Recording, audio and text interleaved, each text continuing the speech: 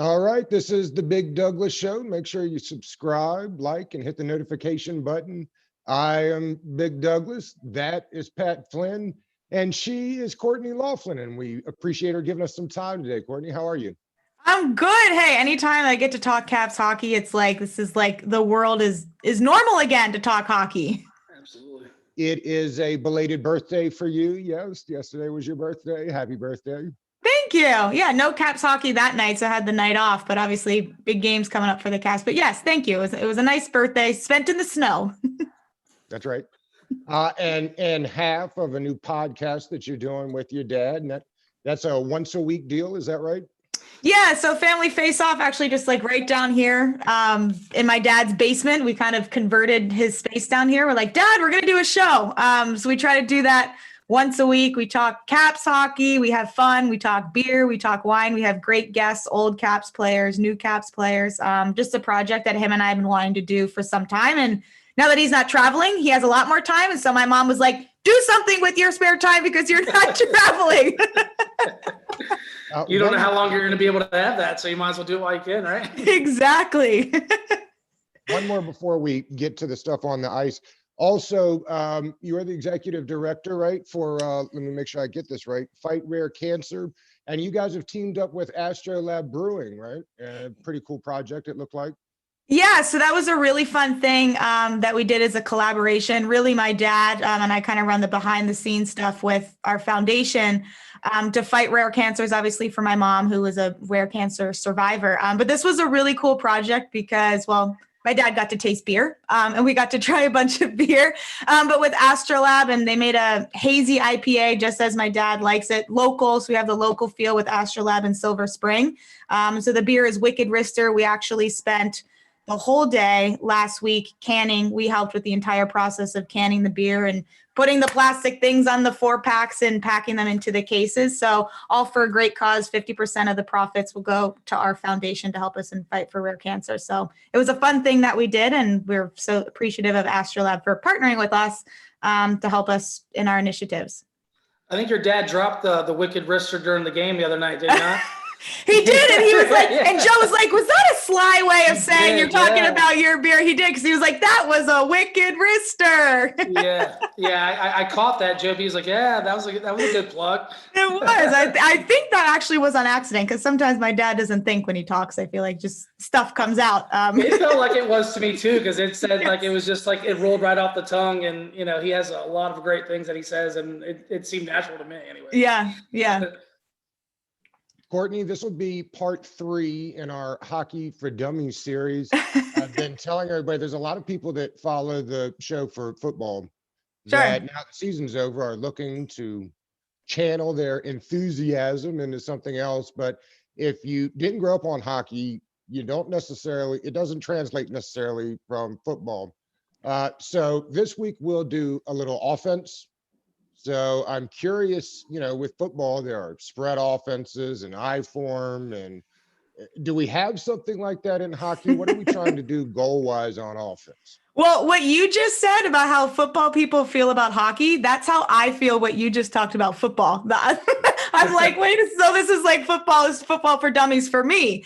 And this is so funny you say that, because I actually talked about this on our show today in terms of what the Caps are doing offensively. I think, so if we're talking about hockey for dummies and kind of breaking down the Caps offense and what they're doing, their new coach has brought in new systems, right? And you're always going to get that with a new coach. And one of the things that they've been doing is kind of activating and utilizing their defense more. You've been seeing a lot more goals from the Caps defense and just them generating points. They have almost 30 points in 10 games, which is incredible. So like if you're watching the game, watch how the defense are involved offensively, because that's something that Peter Laviolette has really been trying to do, is to get the Caps defense more involved and have them stay in the offensive zone longer, right? Hockey's supposed to be fun. Hockey's supposed to be played in the offensive zone. You want to score goals, but you can't do that if you're not spending a lot of time in the zone. So I have no idea if that translates to what you said, I formation or whatever. But that's just something that I've been really noticing with this Caps teams in terms of how they're generating more offense. And that's like one way that you can generate more offense. And if you're watching the Caps, kind of watch how the D are involved in activating. Okay. The offense so far seems to be clicking. I know Peter Laviolette was he was on the Sports Junkies, and he thinks that they're just getting started to what they ultimately can be capable of doing. What are your thoughts, on the defense? And they were fortunate to win in overtime against the Bruins, but they gave up a couple of 3-0 leads. Is that anything that you're concerned, or your dad's concerned about, just some of the leads that they've been giving up? What are your thoughts on that?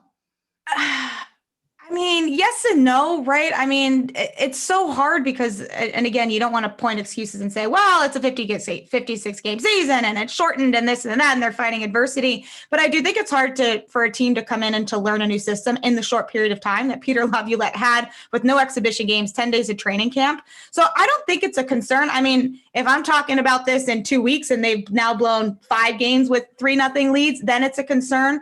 I like the things that I've been hearing the players saying out of the locker room. They're saying, look, like, we got to take the good things from these games. We got to take the bad things and kind of move forward. Yeah, I do think that those are more mental mistakes than anything, right? It's physical because they're not making the clear passes, or they're not making the smart plays of the blue line. But that starts up here, right? That starts with your head and getting in the mindset of, okay, we're up 3-0. We can't stop, right? And you're not thinking, well, who's got the next goal? Who wants to score? Who wants to do this? You still have to have that defensive mindset and to not let them crawl back into the game. And I think that's the biggest thing that I saw from the Caps. And to me, it's mental, and they just got to get into it more mentally. So I'm not that concerned. If we're talking about this in 3 weeks, and yeah, maybe that's a concern, but right now, not so much. Vanacek, the young goalie, got Rookie of the Month, was pretty incredible. It's pretty impressive what he's done so far, right? And I guess that's because he's getting more opportunities with Samsonov having been on the COVID list. And also, to follow up on it, is he off the COVID list now? Do you know? He was not off the COVID list as of this morning practice, so he's still on it. It's incredible what Vanacek has been able to do. He's a guy that had kind of been like waiting in the weeds a little bit down in Hershey, right? And never knowing when he was going to get his chance, always the number 2 behind Samsonov. And then they brought in Lundqvist, so his dreams kind of went down a little bit too, thinking, okay, am I ever going to get my shot? And then with everything happening with Lundqvist, he now gets this opportunity. I will say, yeah, I have been amazed watching him because he's so confident back there. Like, I'm not nervous as a fan sitting on him. I'm like, oh my gosh, is he going to stop this puck? I feel very confident because he's doing all the right things. His positioning is great in terms of, you're talking about that technical stuff. But I think what's even more impressive is the way that the team is rallying around him, and even some of the new guys at practice the other day when he was announced that he was the Rookie of the Month. Everybody bursts out in cheers right on the ice. And to me, like, those are the intangible things in hockey that you see. And in sports too, I'm sure you see it in football, where you're like, man, these guys love each other and they support each other and they are a team. And I think that those are some of the things that speak volumes in terms of how you perform on the ice. So I love the way the team is surrounding him and Chara when he scored his first goal. I thought there was going to be like a bench clear when he scored his first goal because everybody was so excited for him. So that's something that I even texted my dad after that, and I was like, wow, this group is special, because you could feel it that they care so much about the individual accolades as well as the team stuff. Speaking of what you were talking about before, and I think what they've done so far is amazing, because they've been completely shorthanded up to this point, whether it's the 4 that were out with COVID, but also with Lars Eller going out and Schultz going out. Do we have any sense of kind of piggybacking off of what Doug said, of when they think they're going to be back to full strength? Like, is that like a next week type of thing, or we just don't know? It's day to day. Yeah, I feel like that question, and I don't even know how to figure that out, because, and especially with COVID, everything is so ever changing and you never know. Lars Eller, yeah, day to day, you know that he's injured with an upper body injury. Schultz took the puck to the face. I don't know about him. And then you got the guys on the COVID-19 protocol list. I have a feeling I know what happened to Kuznetsov if he's still not off of it, right? But we don't know. And I think that's the challenge this year, is really having no idea. but kudos to the guys that have stepped in, right? Like if you look down the roster and you're like, they're winning with Scarbosa, they're winning with Carr, they're winning with TVR, they're winning with Sherry on the second line when Laviolette moves Verona down to the fourth line. That's a pretty good sign, right? That you're winning with those guys in the lineup. Go ahead, Pat. Yeah, no, I was just gonna, speak to that too. I know that they're down centers, and Oshie came in and played center the other night, and that, Peter Laviolette was just talking about, how great of a player he is and how versatile he is and how lucky he is to have just, a lot of veteran experience on this team. Can you speak more to that? Like, just anybody that stepped up that maybe it's not surprising, but just things that this team's done that you may not have expected before it started? I think picking up 15 points in the first 20 game or out of 20 points and going 6-1-3 without having your starting goaltender, even go all the way back with losing someone like Lundqvist. Who are they going to bring in? They bring in Craig Anderson, who's, now he's the backup, but is he ever going to play? I don't know. And I think this just goes back to the point of like, I think these guys are such a tight knit group, and you talk about winning teams and championship teams and how they are in the locker room and outside of the rink and how you see them interact on the ice. And I think it's kind of, I don't want to say like next man up mentality, but almost a little bit, but you almost have to be in this season. Because of so many things that can go wrong and have already gone wrong for the Caps. But I think it's a good test for them. I don't mind them being tested this early on in the season because it builds, right? It builds character. It builds, everybody says adversity, because those are the games that you can pull on later when you're struggling. You're like, hey, boys, remember when we lost this game or we came back from 3-0 and we didn't have X and Y players? And it almost reminds me of 2018, the playoffs, I think during the Penguins, like, I think Backstrom was out. Tom Wilson was suspended. And you're like, they're like, fans are like, are the Caps going to win? Like, how is this even going to be possible? And they end up winning, and they end up winning the series, right? Because it was the next guy up. It was, I think Nathan Walker scored a goal, and you're like, Nathan Walker. And so again, all those things just like bring the team together. So I love the leadership. Oshie playing center is great. And I've really enjoyed watching this team as a team for the first 10 games. It is an interesting mix they have of veteran players and young guys that are really being asked to do work. It's been pretty cool to watch the mixture that they have this year.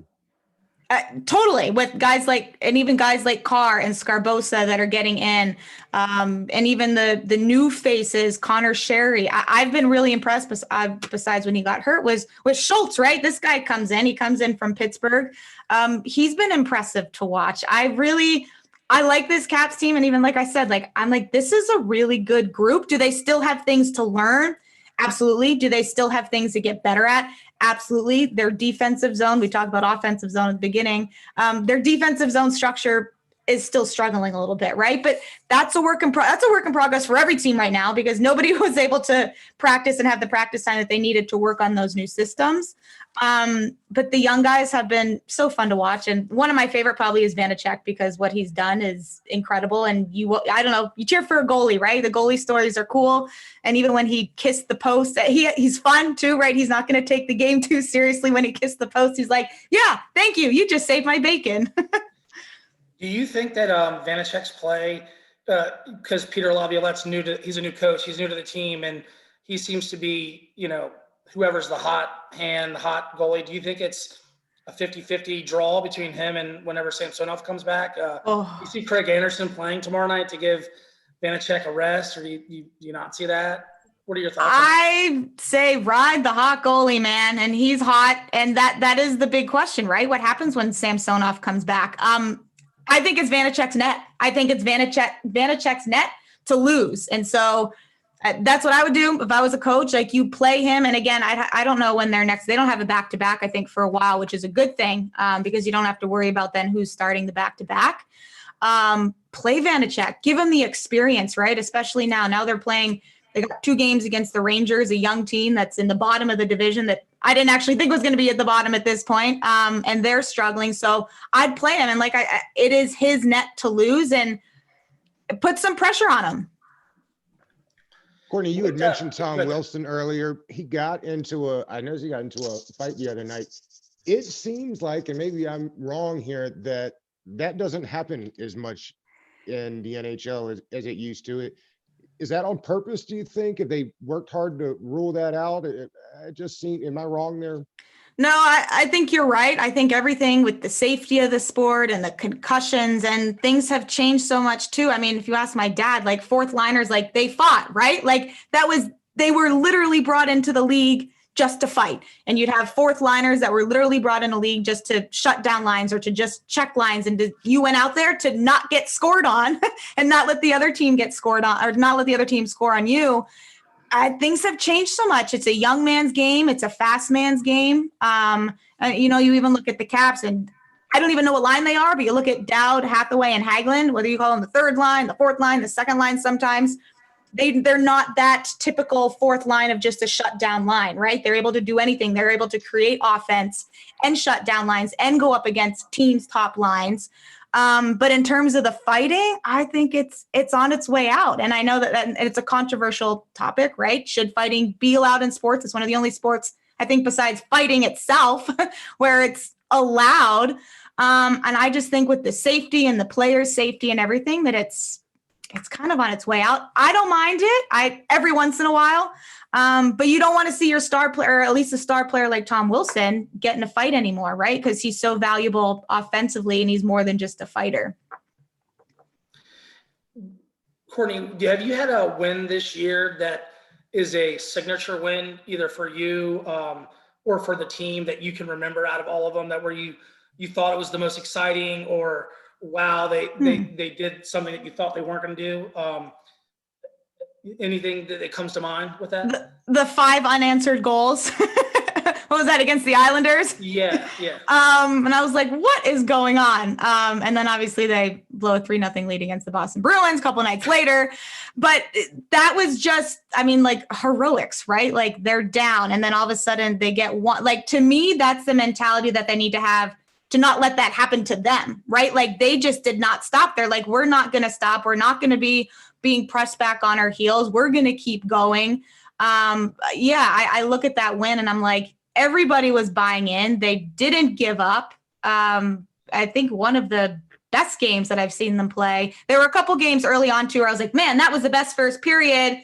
But then the second and third periods weren't so great. And I think that's the next thing, is that I haven't seen a full game. It was even in that game where they came back and five unanswered goals. Where were they in the first period? Right? They were not great. Down 3. They're down 3. Yeah. Exactly. So where is that full 60-minute game? I don't think I've seen that quite yet from the Caps, where everything's kind of clicking on all cylinders.